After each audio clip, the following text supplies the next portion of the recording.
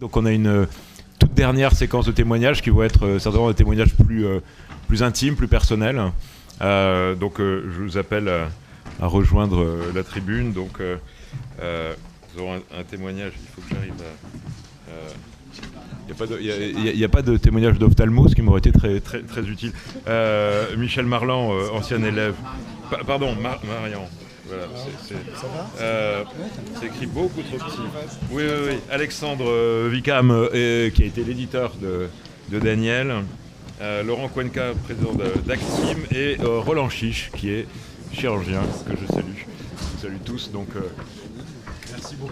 merci beaucoup pour les témoignages que vous allez apporter. Et un grand merci pour respecter scrupuleusement 7 minutes maximum par témoignage. Alors, bon, je commence, je crois que c'est dans l'ordre de la liste.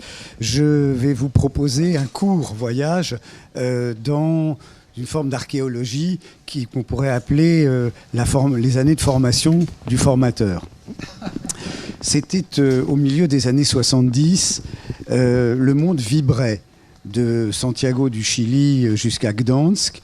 Mais nous étions normaliens et ces vibrations ne nous atteignaient pas dans ce que Christian Baudelot a cité tout à l'heure. Elles ne nous atteignaient pas au pot, elles ne nous atteignaient pas au jardin, elles ne nous atteignaient pas au couloir. Elles nous atteignaient au Normal Bar, 77, rue Claude Bernard. Pourquoi ? Eh bien parce que l'école était une belle endormie à l'époque.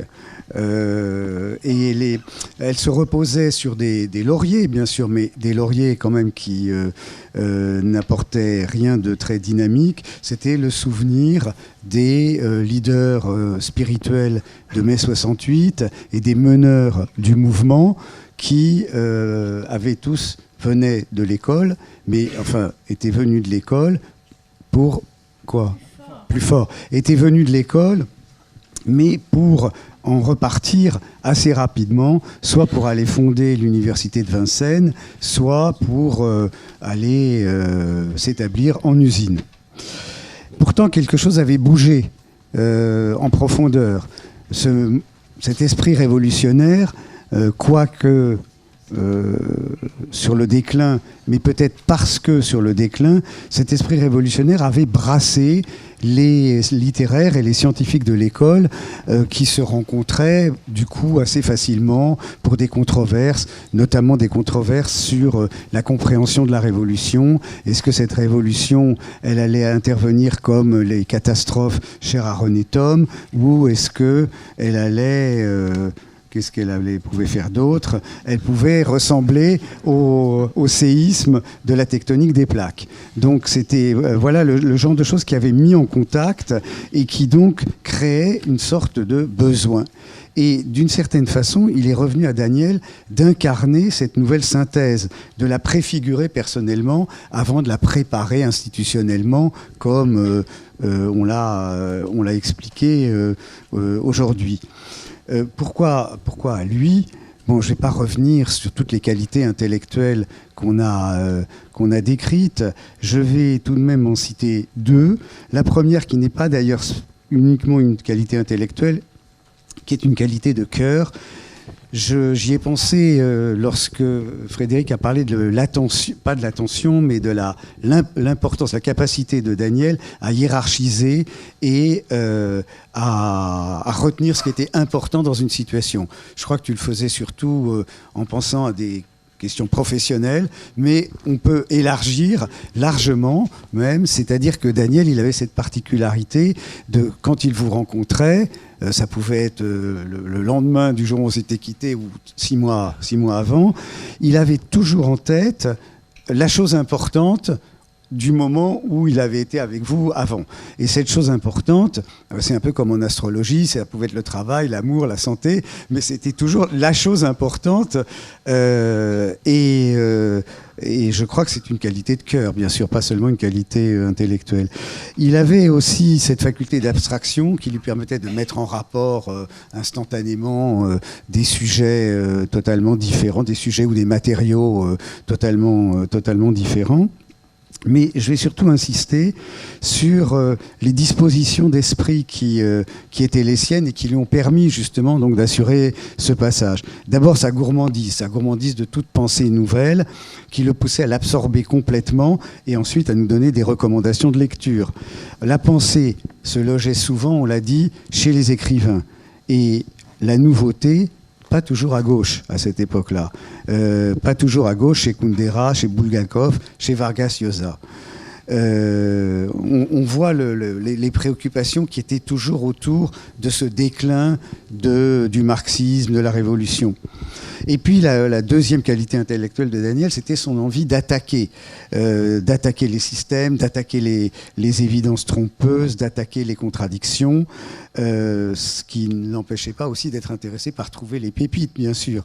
Mais attaquer, réduire à la part de vérité, et d'autre part, son audace. Et pour cette audace, il y avait les pastiches de Foucault, de Deleuze, dans les publications de Potache que nous faisions à l'époque. Et ces pastiches, il les a pratiqués et il a appris avec qu'aucune vache sacrée ne lui résisterait, d'où ce chic qu'il avait pour parler de la même façon à un copain et à un président de la République. Enfin et surtout, son ambition intellectuelle. Il était convaincu que la décadence du marxisme résultait d'une transformation plus vaste, que cette transformation réduisait aussi le fordisme et le taylorisme dans la société et que seule une combinaison de l'esprit littéraire et philosophique avec l'esprit scientifique permettrait de comprendre.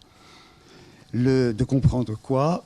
Bon, le monde, bien sûr, mais le changement. Je crois que c'est le fil directeur, ça a toujours été qu'est-ce qui change par rapport à ce monde que nous avons hérité. Alors, tout à l'heure, Laurent Berger disait que nous gardons en partie, mais enfin, ce monde qui, quand même, a beaucoup diminué de prégnance est le monde que nous vivons. Il a trouvé dans l'économie qui à l'époque, il faut le dire, était extrêmement marginale. Elle était reléguée dans ce qu'on appelait le nouveau bâtiment, c'est tout dire, et c'était la discipline qui, pour Daniel, pouvait se faire rencontrer ces deux approches, à condition que cette économie soit mathématique et critique en même temps. Alors, je ne vais pas rentrer dans la liste que j'avais prévue de tout ce qu'il a fallu tout ce qu'il lui a fallu pour sortir de l'école et revenir ensuite avec des expériences, des émotions. Suzanne de Brunoff, des économistes non marxistes comme Carlo Benetti, Piero Sraffa, c'est-à-dire des ricardiens avant les rocardiens, et puis, tout le reste, le Messé Prémap, etc. À partir de ces expériences et de ces émotions intellectuelles, je crois qu'on pourrait dire qu'il a inventé l'écriture d'une économie délibérative. Et en véritable normalien du futur, il a entraîné par son magnétisme les intelligences dans la construction de l'école d'économie de Paris, vers laquelle il a drainé aussi bien des élèves scientifiques que des élèves littéraires. Et ça, évidemment, c'était une nouveauté absolue. Il les a fait passer par les États-Unis, aller et retour. Alors, nous sommes quelques-uns, même un bon nombre, à conserver des images syncopées du chaos créateur de cette mutation. Pour moi, ce sera à jamais, donc une première fois, la découverte d'un tout jeune homme, fagoté un peu à la Bogart, et qui tenait en respect, au Normal Bar, comme un barreur d'aviron, une longue tablée de brillants mathématiciens. Et la scène, bizarrement, puisque tout le monde est fasciné, et moi le premier, par la parole de Daniel, cette scène est muette. C'est-à-dire qu'on comprend l'emprise de Daniel sur une dizaine de personnages, mais on ne sait pas, finalement, c'était presque un peu indifférent de savoir de quoi il parlait. Enfin, il les tensait, visiblement. Deuxième souvenir, la joute hebdomadaire que nous nous livrions à l'époque, que nous livrions ensemble à notre cher professeur d'économie marxiste, donc qui avait la chance d'avoir 3 élèves, Jean-Luc d'Allemagne, sur la baisse tendancielle du taux de profit. C'était le sujet qui revenait assez régulièrement, mais qui nous a appris effectivement à batailler en économie. Troisième souvenir, un événement, la tentative de blocage de l'ANPE du 12e. L'ANPE, c'est l'ancêtre de Pôle emploi, par un collectif de chômeurs, en fait de 3 chômeurs emmenés par 10 normaliens, Daniel en tête. Et on a été expulsés manu militari par les vrais chômeurs qui venaient, eux, toucher leurs indemnités. C'est le jour où Daniel a reçu un coup, mais il a aussi compris donc, que son utilité marginale pour influencer le monde se situait peut-être ailleurs que sur le pavé. Et enfin non, il y en a 2 quand même encore, l'exploration du grand magasin du GUM à Moscou, je ne sais pas ceux qui ont connu ce magasin de 5 étages, nous étions allés l'explorer 10 ans donc avant Jeffrey Sachs pour repérer l'endroit où ferait le plus de dégâts la bombe, pas la vraie bombe, la bombe d'un ouvrage que nous préparions à la manière de John le Carré. Et bien sûr, toutes ces heures de farniente ou d'échanges un peu blasés au Normal Bar, jusqu'à ce que Daniel se saisisse d'un sujet et le prenne comme un coureur d'automobile, prend son casque et court vers sa voiture pour lancer les 24 heures du Mans. Ces 24 heures, elles pouvaient recommencer à tout moment, il y a encore quelques mois, et elles vont bien nous manquer.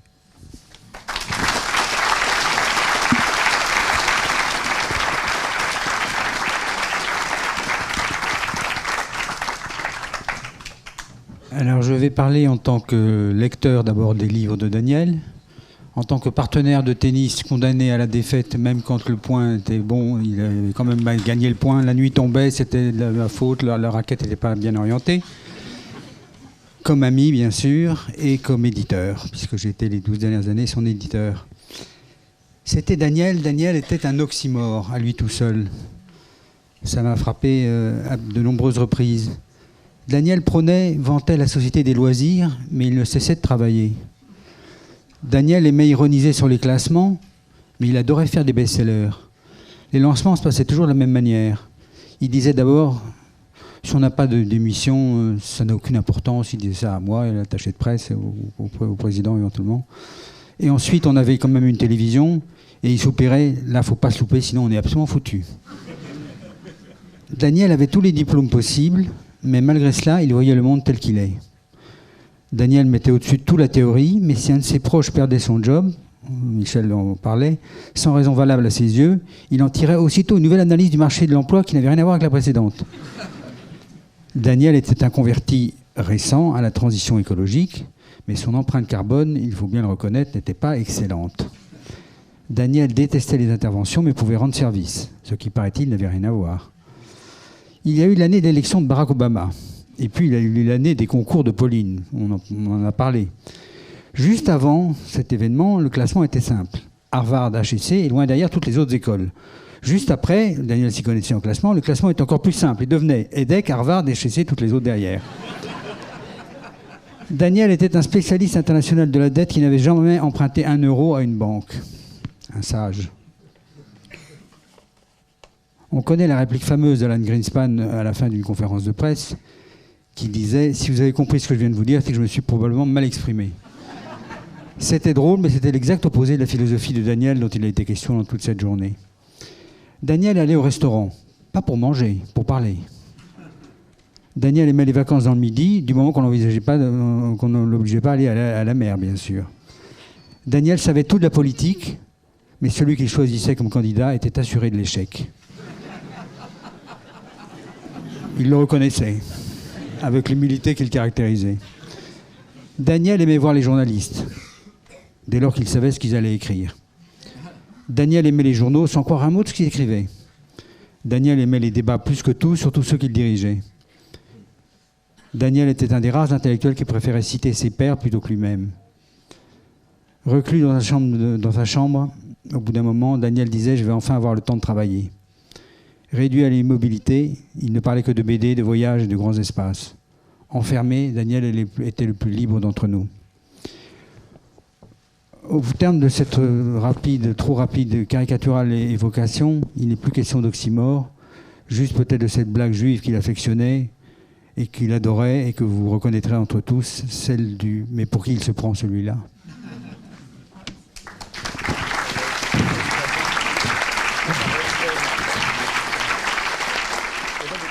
Comme Michel Et Alexandre fait partie des plus anciens amis de Daniel, et comme certains d'entre vous ici. Je vais m'adresser à lui directement. Cher Daniel, nous avons fait connaissance à la rentrée en maths sup au lycée Louis-le-Grand il y a 52 ans. La proximité orthographique de nos noms facilitait la recherche de nos notes sur les tableaux d'affichage des résultats. Pour ceux de l'X, tu t'étais faufilé devant moi pour voir si nous étions ennemis et tu m'as crié « Coinca Cohen, bité ». Notre amitié est née là. Avec Marc, un autre ami de classe de l'époque, nous avons vite formé un trio inséparable. Crac en maths, tu trouvais toujours une démonstration élégante avant les autres. Curieux de tout, tu développais tes convictions avec brio, souvent en leader des AG qui enflammaient le lycée dans ces années 70. Je suis tout de suite tombé sous ton charme, fait de virtuosité intellectuelle, d'humour et de joie de vivre, comme ça a été largement dit aujourd'hui. Cette séduction instantanée opérera d'ailleurs tout au long de ta vie et de tes rencontres, qu'il s'agisse d'un étudiant, d'un convive ou du président de la République. Bien entendu, servi par un mental de vainqueur, comme Djokovic, ton héros, tu raflas toutes les mises l'année suivante. L'X et Normal Sup que tu choisis et qui t'ouvrit les portes de ta fantastique carrière. Tu es devenu un de ces mémorables professeurs, comme Camus disait de son instituteur, et l'intellectuel de grande classe avec un rayonnement exceptionnel, salué par tous les témoignages de cette journée. Notre amitié a grandi au fil des années. Nous sommes passés de la proximité de nos noms à celle de nos familles. Cela a commencé avec l'invitation régulière de ta maman, Suzy, à passer les fêtes de Kippour avec les tiens, ainsi qu'avec tous tes amis d'alors, qui sont ici d'ailleurs aujourd'hui. C'est une joyeuse tradition que Martine a poursuivie pour ton plus grand plaisir et pour le nôtre. Ensuite, ce furent nos vacances communes avec Michel, Odile et nos enfants à Saint-Jean-de-Luz, à Belle-Île, dans un hôtel du silence qui ne nous accepta plus l'année suivante. Et puis ces dernières années, ce fut le week-end des frères, grâce à Sylvain dans ses maisons au sport d'hiver ou sur la Côte d'Azur, souvent avec Alexandre, notre cher ami commun. Tu avais la parole au cours de nos innombrables repas animés. Nous adorions tes leçons particulières d'économie et surtout la façon dont tu croquais avec drôlerie les situations qui allaient avec. Comme ton entrevue avec Bill Gates dans sa maison de Los Angeles l'an dernier. Tu nous racontais en limitant le moment des présentations. « Hey, I'm Daniel Cohen. »« Hey, me, Bill. » répondit-il en ouvrant les deux mains. Ou enthousiasmé par l'éthique de Spinoza, livre pas très facile, nous n'oublierons pas non plus la façon dont tu nous l'as fait comprendre avec ta magie si personnelle, profonde et hilarante à la fois. Ta générosité, un des traits les plus marquants de ta personnalité, se manifestait dans ce souci de faire rire. Une générosité profonde, une gentillesse fondamentale, source de ta vision du monde et de tes engagements. Mais là, il s'agissait juste de donner un peu de toi-même aux autres, un peu de plaisir. D'ailleurs, dès le premier mois de ton hospitalisation, tu t'émerveillais de l'attention des aides-soignantes, des infirmières, et tu me disais « je les fais rigoler ». Cette générosité s'exprimait aussi quand un proche avait une promotion ou entamait une nouvelle relation. Toujours enthousiaste, tu voyais le côté plein du verre et te réjouissais de leur succès. Tu m'as dit dans tes dernières paroles « je ne sais pas si je vais guérir, mais ma vie a été bien remplie. J'ai été comblé, alors qu'ici, dans les couloirs, j'ai vu des jeunes malades. » Tu étais très fier de la montée sur scène de Martine, profondément touché de son attention pendant ces derniers mois, heureux de la réussite de Pauline, l'amour de ta vie, et du rebond de Flavien. Clara et Charles, ravis de votre belle progéniture. Michel, heureux de ton nouveau bonheur. Bien sûr, Daniel va beaucoup nous manquer, à nous tous ici qui avons eu la chance de le connaître. Je pense à sa famille, à ses mamans, à tous ses amis. Pour moi, notre amitié et notre complicité de tant d'années va cruellement me manquer, comme à Brigitte et Michael qui l'aimaient tant. C'est dur de perdre son meilleur ami, c'est un peu de soi-même qui meurt quand il s'en va. Dans notre dernier échange, à ta demande, je t'ai envoyé des photos du lac de Côme où nous étions de passage avec Brigitte. Tu m'as répondu, c'est splendide. Mon cher Daniel, j'espère que là où tu es, c'est splendide aussi. Sache que la lumière que tu as apportée à tous ceux que tu as aimés et qui t'ont aimé ne s'éteindra jamais dans leur esprit et dans leur cœur.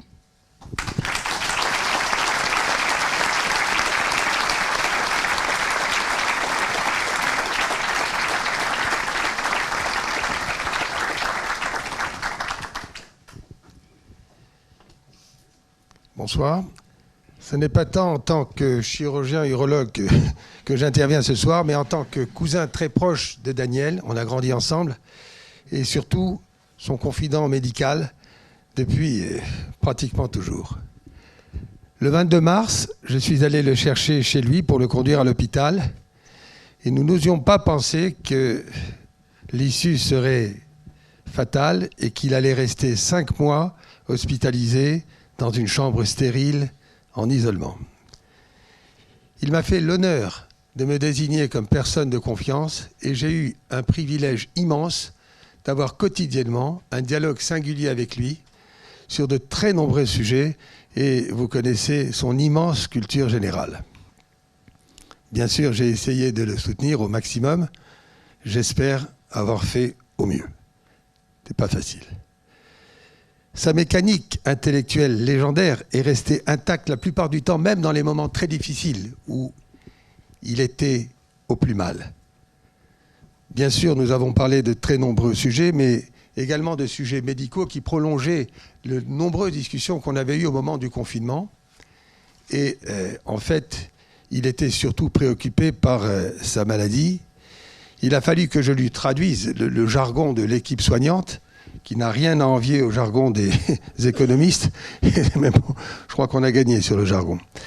Et je lui ai rappelé que, de même que l'économie, la médecine n'est pas une science exacte et qu'on raisonnait en termes statistiques. Alors tout de suite, il a interrogé l'équipe soignante sur ses chances statistiques de guérison. Et là, il m'appelle en me disant « Ils sont nuls. Leurs statistiques sont épouvantables. J'ai tout recalculé, j'ai 125 chances sur 100 de guérison à les entendre. » Donc, ça ne doit pas être tout à fait exact. Et en fait, il était très intéressé par tout et aussi par la médecine. Un jour, le directeur de l'hôpital est venu lui rendre une visite de courtoisie, ça devait durer 5 minutes. Ça s'est terminé par une après-midi où Daniel était en train de lui exposer des pistes pour résoudre la crise des hôpitaux français. Et c'était très pertinent, croyez-moi. Pour lui, la lecture, c'était comme de l'oxygène. Vous le savez bien, lire pour lui, c'était fondamental. Alors il lisait sur sa tablette les nouvelles, les informations, les journaux. Mais au début, quand il était bien, il lisait Hegel. Ensuite, il était moins bien. Il lisait un livre sur la jeunesse du président Mitterrand. Ensuite, il était vraiment très mal, mais il n'arrêtait pas de lire et il lisait des bandes dessinées que lui amenait Martine. Donc c'était la lecture, pour lui, qui le maintenait dans le fil de la vie. Et c'était sa vivacité d'esprit qui est restée intacte jusqu'au bout, sa résilience, son courage. Il n'a jamais perdu l'espoir. Même dans les moments les plus difficiles, même vers la fin, il gardait des raisons de guérir. Il cherchait la rationalité possible de sa guérison jusqu'au bout. Et son courage a été absolument merveilleux. J'en porte témoignage. Il y a un proverbe arabe qui dit que lorsque les gens meurent, on dit que leurs jambes s'allongent. Ça signifie qu'on dit qu'ils sont plus grands qu'ils n'ont été de leur vivant. Mais là, tous vos témoignages aujourd'hui ont montré que ses jambes étaient vraiment très très longues de son vivant. Merci.